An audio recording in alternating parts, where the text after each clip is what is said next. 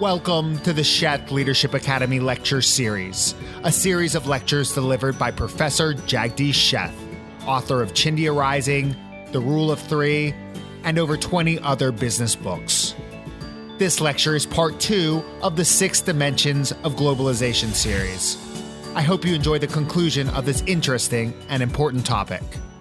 Number 1 dimension is geopolitical realignment, long-term thinking. Number 2 dimension is globalization of competition with the rule of 3 framework. I will now go to the number 3 dimension of globalization, and that is regulation reforms.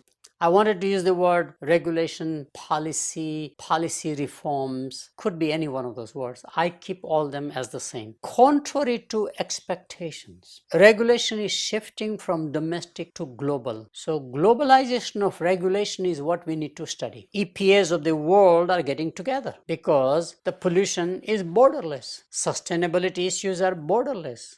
Now scientific community, which were skeptics, are now beginning to believe that the recent global warming is not a natural phenomenon, but it is a man-made phenomenon, and how can we therefore collaborate together on a global basis. Also at the same time, I believe that regulation in healthcare like pharma industry, medical devices industry will become global. Technology companies such as the Microsofts and the Googles of the world, or the mainframe computer makers or the servers, decided to globalize themselves. Personal computer by HP is the same. Whether I buy in India, I buy in China, it's the same. Internet architecture is already global in many ways.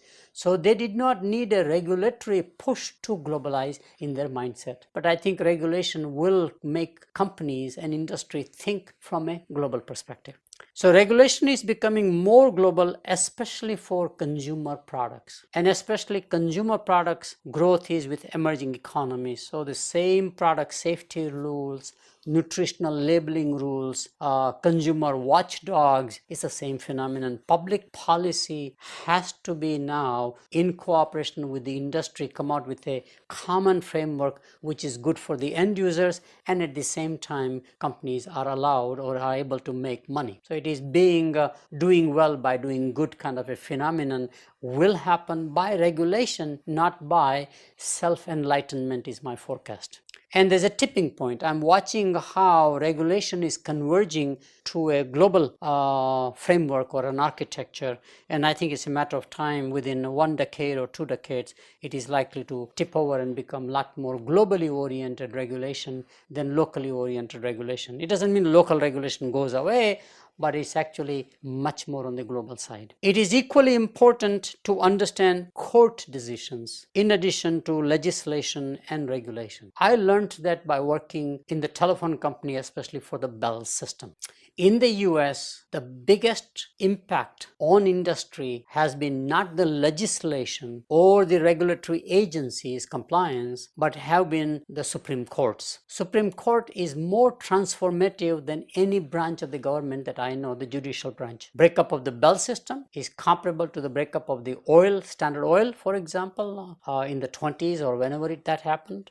And this is a tip of the iceberg, my view, that more and more legislature will get paralyzed from passing a law. Regulators will have a hard time with no resources to enforce those laws. And therefore, either the government will take the industry and the company to courts, or one company will take another company to court, and that gives the resolution. As we have seen with the tobacco lawsuits. It happened at a state-by-state level, and it's very fascinating how the tobacco industry was transformed not by their own self-enlightenment or by legislative process, but ultimately by Supreme Court decisions, essentially. In Supreme Court so far, or the judicial branch in general, the influence of lobby is not there. When I make this statement, some of my industry colleagues, especially in emerging markets, say, Jag, you don't understand the reality. Even the Supreme Courts are now being corrupted. It's possible, but I still believe that compared to the other two branches, the executive branch, which is regulatory, and the legislative branch, I think Supreme Court is still in a place where the influence of lobby may not be as great or will not be that great. And therefore, the traditional approach of managing regulation begins to shift in a company.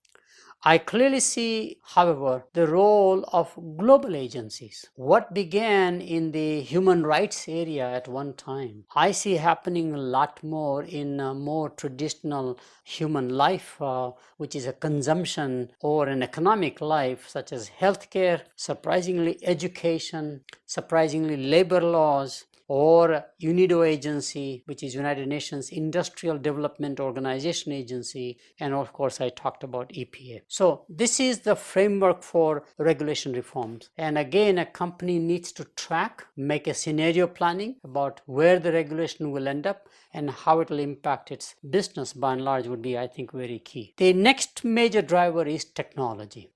And what I see in technology is a much more fundamental change than even in the other three things we have talked about. So the fourth one is technology shift. Again, how do you capture all of the changes into one picture? My view is that the fundamental change in technology that's impacting all of us in the world is from analog, which is electromechanical at best technology, becoming digital. Everything is digital now. Has an enormous impact not on the typical analog technology industries themselves like telecommunications and computers, but has an impact surprisingly on every industry. I can make more mundane products or more mundane industries smart. We have seen that taximeters are no longer mechanical as they used to be. Watches are no longer as mechanical as they used to be. I can tell you, in fact, I've seen many industries where it's all control panels, which is LCD based, and they drive everything. Machine tools, automobile factories where robots are running, it's all smart technology. Power grids in the world, you embed now digital technologies everywhere, like sensors, for example. You can do it on everything. Airplanes, when they fly, there are sensors detecting fatigue before it happens and giving a warning. Just goes on and on. We just have to imagine. And the recent exploration and a successful landing on Mars, it's mind-boggling how much technology, which is all digital based now, is created and could be commercialized eventually. The second dimension is that from physical sciences, which is how we founded the Industrial Revolution last 200-300 years, is now shifting to biological sciences as the mainstream. So it is less chemistry and less, let's say, physics, and it is a lot more biological sciences. Including, I would add, nanosciences as a sub-branch of that one. Everything, therefore, is digital, biological sciences. If you combine together, you understand the next wave of technology, and then one has to analyze its implications for a given company and a given industry. And there's a lot more material, but I don't have the time in this lecture to go into depth. But I will also add one more thing. I worked for so many years in what we now call ICT, Information Communication Technology, which is the digital age. And I've had several seminars. Actually, I have videotaped some of them in this Sheth Marketing Academy lecture series.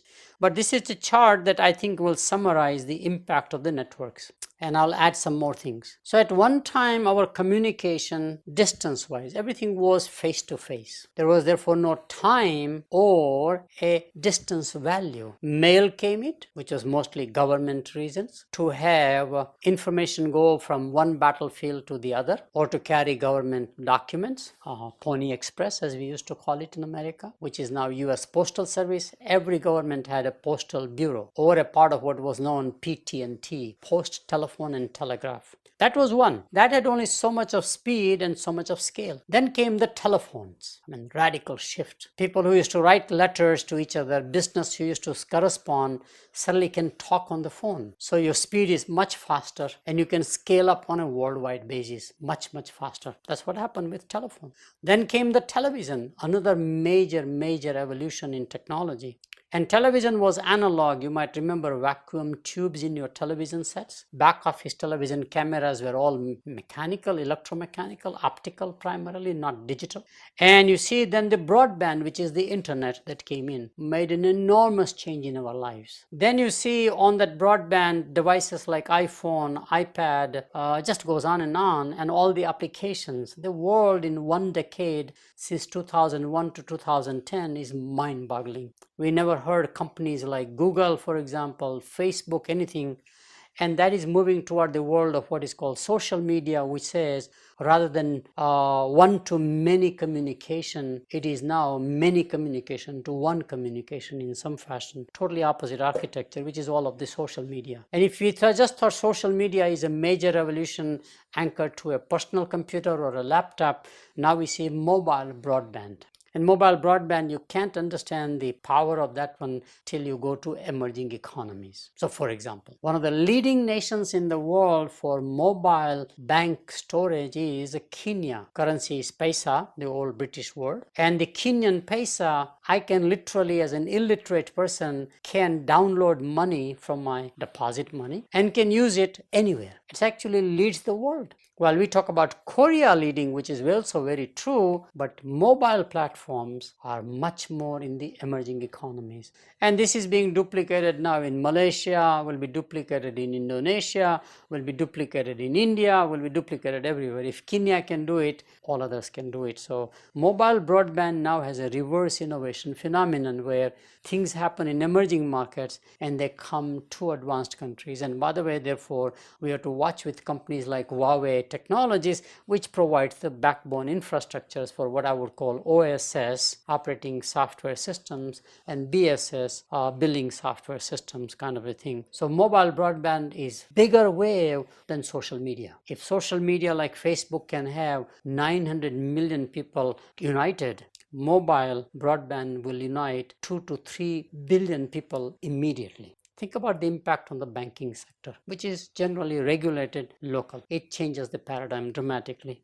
And if you think that is coming, which is the decade of the 2011, essentially, mark my words, where I worked on it for 20 years now, the biggest change agent is going to be what I still call it telematics. Some people call it M2M communication or machine to machine. And 3 devices are very key to understand, which is cars, planes, and appliances. Today I can have my car, put the technology inside where I can do complete voice, video, and data integration. Or I can have a switch like a telephone switch and a server like a typical server put together into a small box in the trunk of the car, like we used to have DVD players, remember? Today, dashboard phenomenon. By the way, that was true of the FM radio stations. Used to be big radio stations, AM actually, and a short wave is my memory in the 60s. Then we created the FM architecture, FM stations, which is very different. And we saw all of that by Motorola putting in the dashboard. I mean, today we take it for granted, but it took how many years to make the transition? Today,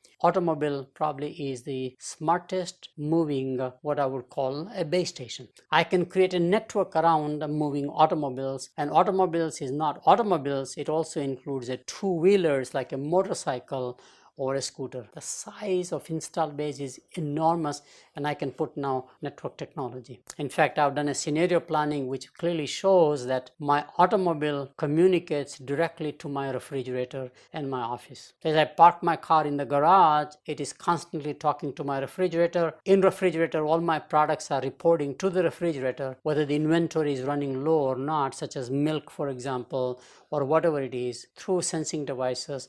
And the refrigerator then tells the car, tell the driver to bring home a loaf of bread or a milk. So I don't need somebody else to tell me. It is that much possible even today. The work that we have done has been, of course, with a GM company, which is a spin-off called OnStar. Watch OnStar and its evolution. It's mind-boggling. And I can install this technology into the new cars as I build the cars, and therefore it's affordable. Mind-boggling change. So think about all of the possibilities, and M2M networking is just starting. It is more revolutionary in my view than social media or what we have called the broadband. Internet becomes sort of the common architecture that I grew behind. So the fourth driver that we have talked about is the impact of technology on everything we do as a major influence in globalization. The fifth driver or the fifth dimension of globalization that one needs to anticipate what changes will take place and how that will impact a company or an industry is the capital markets. Capital markets are becoming also more global than ever before. Not only companies are listing themselves in multiple stock exchanges, exchanges, I think that phenomenon will grow so that it will be a typical large company may be listed in as many as 5-6 stock exchanges, as opposed to the headquartered one stock exchange and maybe one peripheral or an extension, like Indian enterprises do, where they are based either in Bombay Stock Exchange or National Stock Exchange, and then they might have an ADR, additional drawing rights probably in New York Stock Exchange or NASDAQ. I think it's becoming a lot more global in order to have access to global capitals.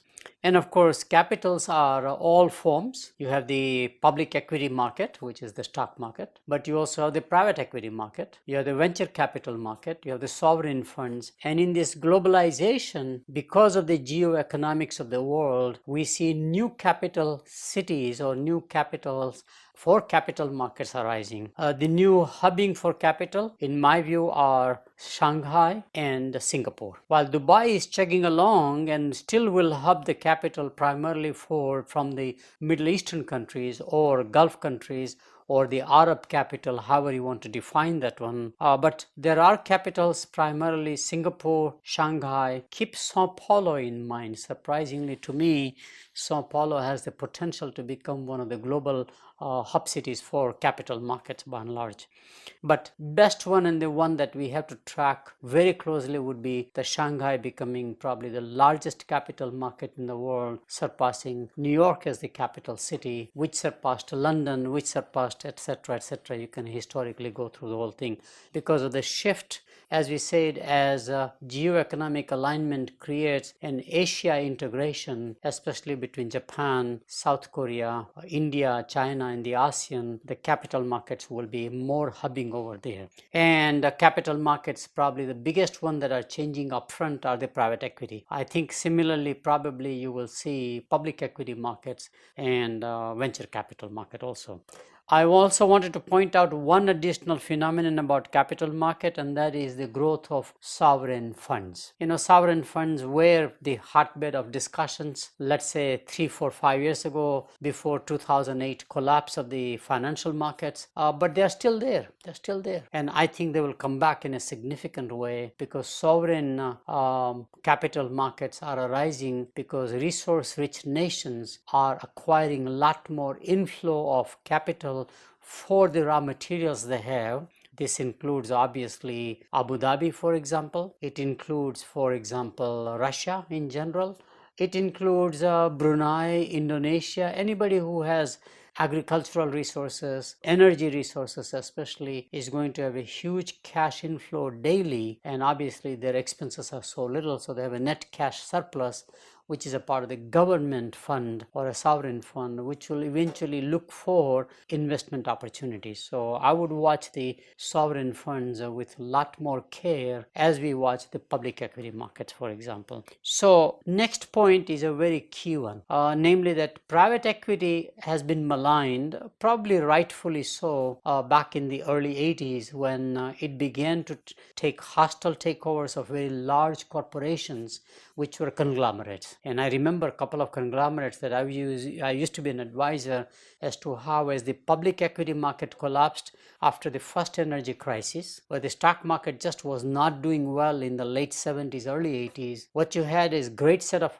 assets of the companies that a private equity can make a play, restructure the company, sell off some assets at a premium level, make the companies go back to their core business, and then exit. The value creation, my estimate was running at that time that I can easily deliver between 25 to 30% return just through this kind of an acquisition and restructuring, and there's no other return I could provide better than that with a assurance or a guarantee because I'm in charge of the business myself. So private equity got maligned. It was basically primarily people who were taking advantage of the vulnerability of a corporation. We invented concepts like re-engineering the corporation, you might remember, downsizing, right-sizing, outsourcing, all that came. That's the image of private equity. And of course, it was amplified by a book called Barbarians at the Gates, and also a movie that was made, and that was primarily the hostile takeover of the R.J.R. Reynolds and Nabisco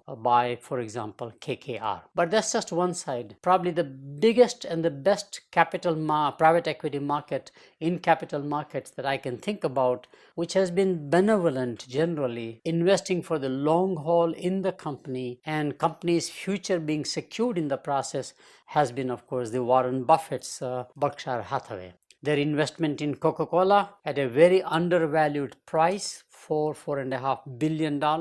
They were able to ramp up to $100 billion valuation in less than 10 years. That kind of a private equity is becoming mainstream, in my view. I think private equity will transform itself, reincarnate in a different way, probably in two ways. Rather than private equity industry organized for an exit, let's say within 5 or 7 years, they will probably stay in the companies for the long haul, similar to the Warren Buffett model. It'll be primarily a capital not for as much restructuring as capital for growth. Very similar to what venture capital people used to do, or they do, for early stage companies by and large. This is for mature companies where the journey is beyond a specific transaction, such as a merger acquisition, where you come in as a bridge capital. I think it'll be a long-term capital investment by the same private equity company, as I said, the Warren Buffett model. The second dimension, I think, is much more interesting. In the last 20 years, what we have seen, maybe 10 years, more and more CEOs of large companies, when they get a great golden parachute, and they're relatively young, let's say in their 50s, early 50s or late 40s even, and they're great leaders, but for whatever reason, they have had to resign the company, or they left the company, and they are joining the private equity model. They put their capital inside a private equity company, 15, 20, $50 million, but they would like to be active managers. So the new model is that a private equity company now not only invests capital, but actually provides a great pool or a stable of CEOs with very proven experiences. It's almost like renting the CEO in a company for long haul. 15, 5 years, 10 years, whatever it is. I think that's a fundamental change. As opposed to private equity just coming out there, stripping off the assets, restructuring, making money and walk out.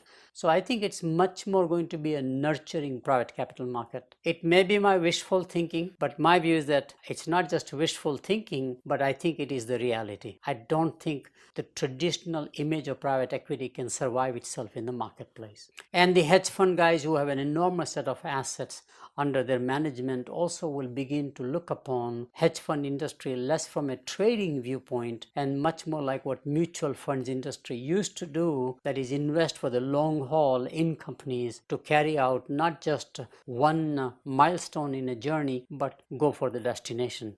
So that's a very key change in the capital market. The next area in the capital markets, as I see it, is the rise of Islamic capital. As you know, Islamic capital has a very different approach to getting the return. The return does not anchor toward a typical interest. It does not anchor toward a typical debt, equity, for example. It is anchored in a very different way. It is anchored primarily in a participation in the ownership, and therefore it's a lot more on the balance sheet side of the company that it comes in. And the people who are experienced or who are experts at Islamic capital will give you all of the nitty-gritty expertise. The size is what I wanted to talk about. I think it is just about to cross at least $1 trillion. In other words, this money is not even in the radar screen in the traditional capital markets that we think of. A lot of that is hubbed in countries that we would have never imagined, such as Iran, for example. And it is done in a way which bypasses the traditional institutions. It is basically lending or giving capital within an ecosystem, which is a very interesting way. So I think we need to understand the rise and the size of the Islamic capital into the capital markets. At that size of $1 trillion+, it'll begin to make some difference in the capital markets. Finally, in addition to the traditional cash flow, which the companies will have to focus back again, in other words, the matrix will be like back to the days when we created in the late 80s what is called the economic value added model, EVA, that the operating margin in a business has to be significant to take care of non-operating costs. And there are 3 of them. Of course, they are all cash flow related. One is the dividend payout, for example. Second was the tax that the government government, the corporations have to pay to the governments, and a third one is the debt capital on which they have to pay the interest, for example. It's, at the one time, it was as much as 35 to 40% of the total net operating capital went into paying these three cash flows. While the interest rates are low, fortunately, unlike in the stagflation days of the late 70s and the 80s, I think we still have enormous cost of dividend payout in terms of cash flow, and of course the government tax system, corporate tax I'm talking about. So they will probably think about staying in businesses which they have higher and higher margins and exiting businesses. So cash flow plus access to capital allows you now to make mega mergers within the same industry. I mean, kind of the way General Electric restructured itself. For example, they were in consumer electronics and medical electronics. Globalization was taking place in electronics, and they decided to make a swap by selling their consumer electronics to Thomson Electronics in exchange for medical electronics. And in the case, GE became a dominant player in medical devices, and Thomson became a dominant player in consumer electronics, let's say to compete against the Japanese. Whether they survive in the long run is a different story, but that's where the restructuring took place in the 80s. I see something very similar happening probably in 2012 to about 2018. That decade, whole decade probably is going to happen. So capital markets will become more strategic than we have imagined before as a part of the globalization. The last area, and probably the most important foundational area, is the globalization of consumer behavior or consumption values. Worldwide now you see, as we talked, the rise of the brand conscious new middle class. The lifestyles and the values. In fact, we used to do research studies in the old days called psychographics, or values and lifestyles, VALS. AIO, activities, interest, opinions, calculating the mood of the consumers going forward.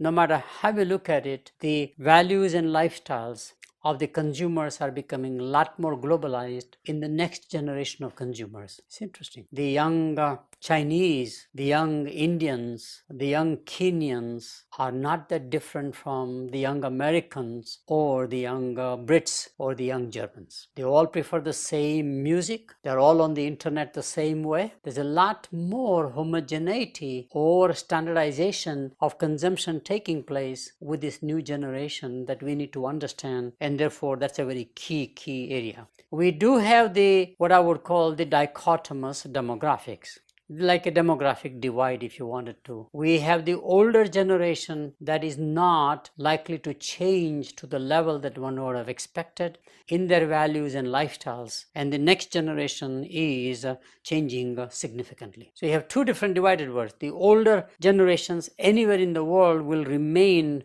as they are, and therefore there will be much more diversity among them, but the younger generation, you will have a lot more homogenization that's going to take place. So we need to understand that. We also need to understand what I have been calling as the Easternization of the world. You know, we always talked about Rudyard Kipling and his famous saying, East is East, West is West, West and the twain shall never meet. He's dead wrong. He's not only dead, but he's wrong also. You have seen already the Westernization of Asia, and now we see the Easternization of the world taking place, and to me, that is what we need to watch about how East is influencing the West as much as West is influencing the East.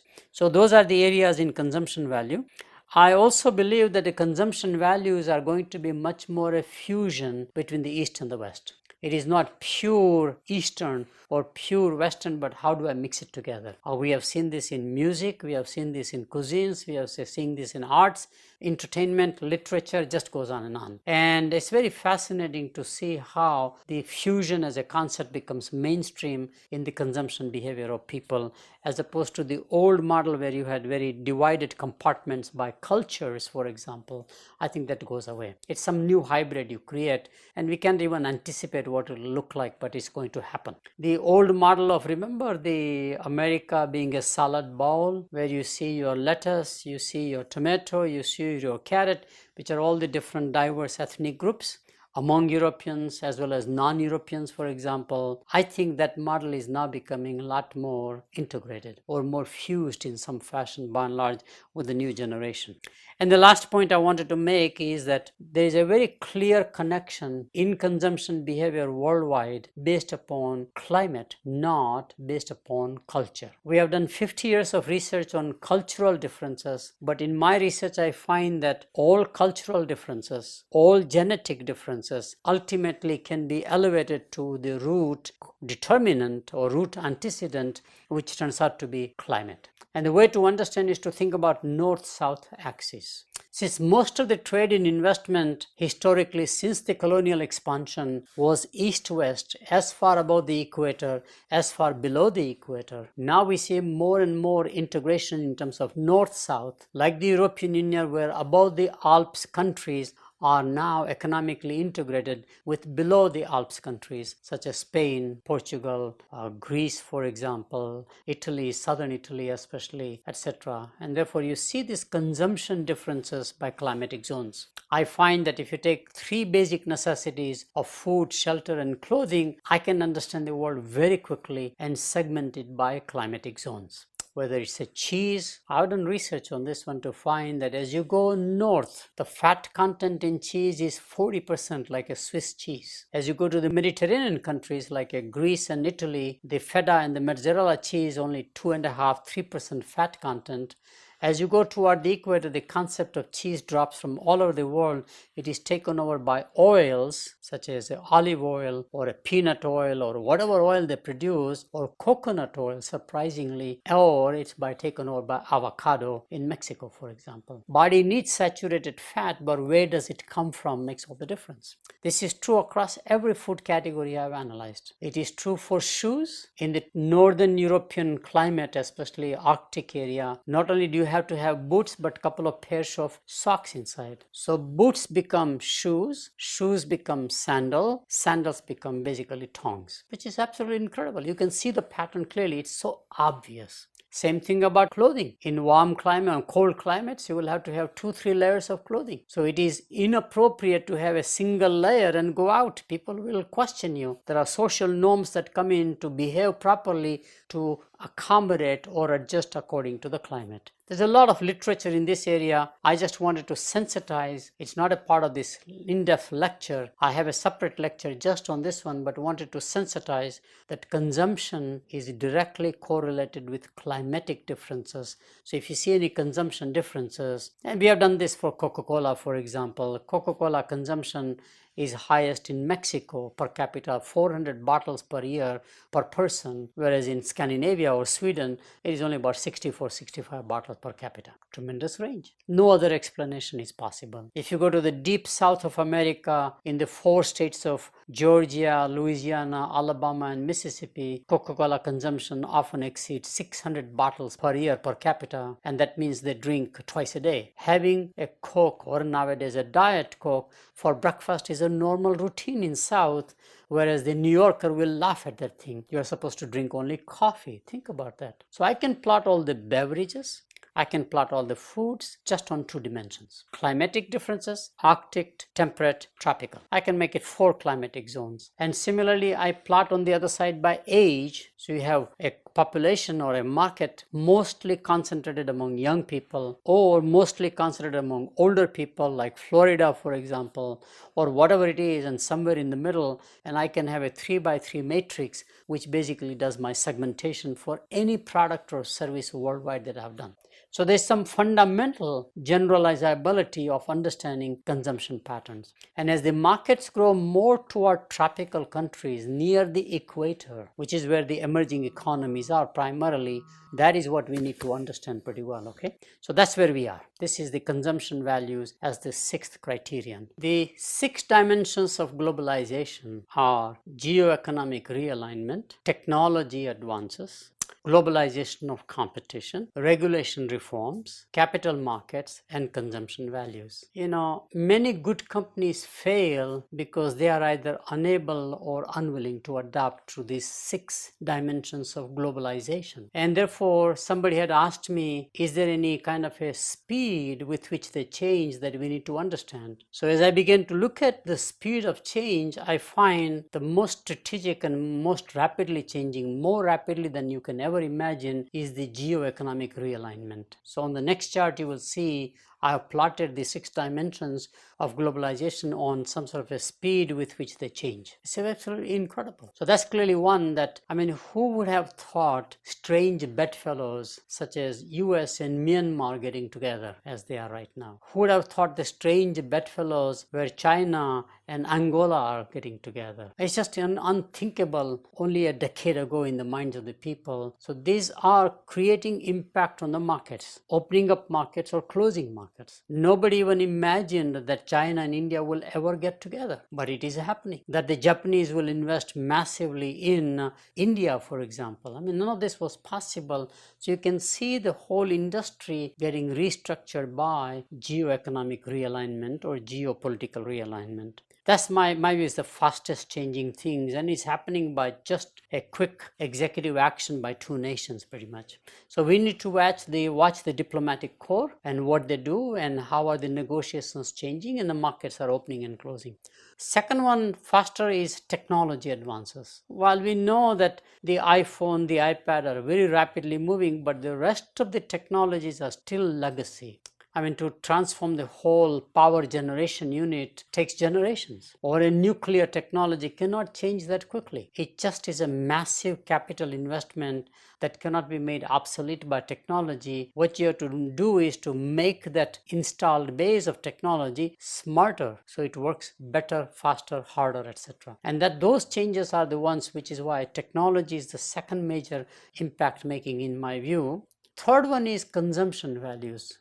I was thinking that the consumers will be resistant to change. That was my thinking in the 80s. Now I find with the rise of emerging economies and especially the behavior of young people, young generation in all countries of the world, the generation gap is so short now. Rather than 25, 30 years, it is less than 8, 10 years between one generation to the other, and there is no continuity. Generations used to evolve over time, gradually, for hundreds if not thousands of years. What you see now is a complete transition, a rapid abrupt change, a discontinuity, or the buzzword we use is called non-linear change that's taking place rather than a linear change. So I find consumption values as a third rapidly changing phenomenon in globalization.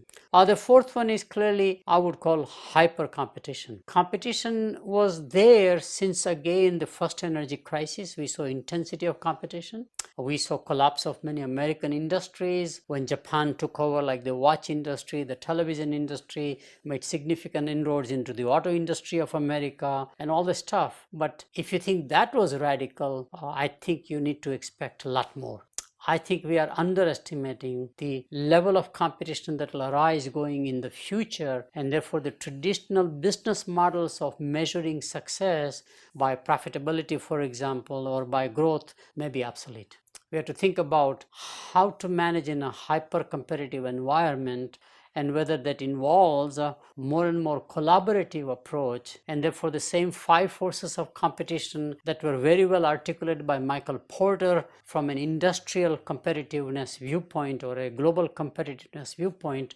I think same 5 forces are becoming now more and more collaborative forces. In other words, rather than customer becoming my competitor, how do I partner with my customer?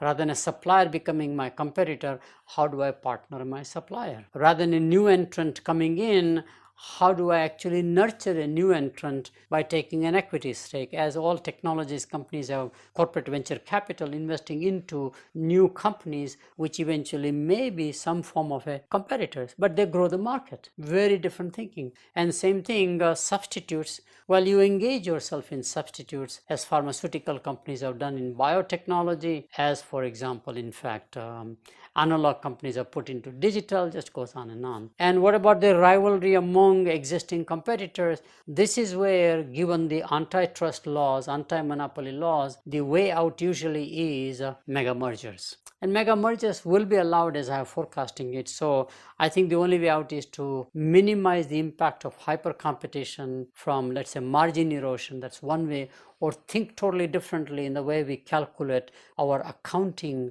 based performance, which is the old industrial model, which may or may not be relevant anymore. Regulation reforms are slower in speed, primarily because everybody wants to take a stakeholding in any kind of a regulatory change. As we have seen, for example, in the healthcare legislation in America, and as we saw after 2008 collapse of the financial institutions, the new regulation that has come in to still separate the boundaries between banking and non-banking assets, for example, all this stuff, it's just too much stakeholding, lobbying pressure, etc. It takes a longer time. So regulation reform is a dimension we have to study, but it's a slower moving dimension compared to geoeconomic alignment or technology for that matter. And capital markets are the last ones. I find amazing that capital markets ought to be leading in terms of change and impact, but they are much more legacy in their mindset. People still believe that I'm in the venture capital, I'm in the hedge fund, I'm into public equity stock trading, I'm into private equity, I'm into sovereign fund, just goes on. Somehow there is no integration of all those capital markets on a global basis. And that is the one that I see changing least, and therefore having an impact, but impact may not be as quick as we see with the other dimensions. So speed of change is accelerating in general. However, geoeconomic realignment, technology advances, and consumption values are accelerating even faster than other three dimensions of globalization. So let me conclude this lecture.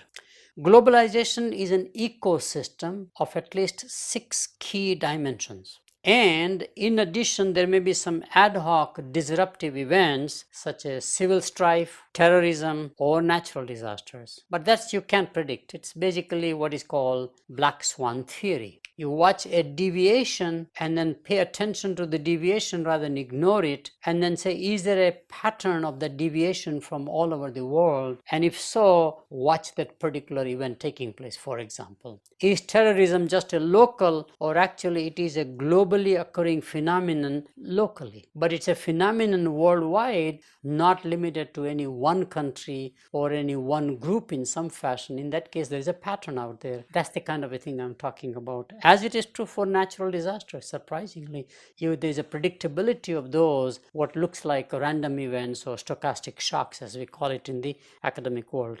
The 6 dimensions are interrelated, as I mentioned before, and each one therefore has a domino effect on the other. In other words, if something happens, geoeconomic realignment, then immediately it has an impact on capital markets and might have an impact on technology. We don't know how this works. It's just too complicated to provide a common theory. Local cultures do matter. I mean, you might have got a sense in my lecture that everything is globalizing and therefore localization is not relevant. My reason, that's not the case. Local cultures do matter, especially on how we do business. It is not why we should do business or what business we should do, but how we do it is clearly still very much a local and maybe a culturally bound phenomenon.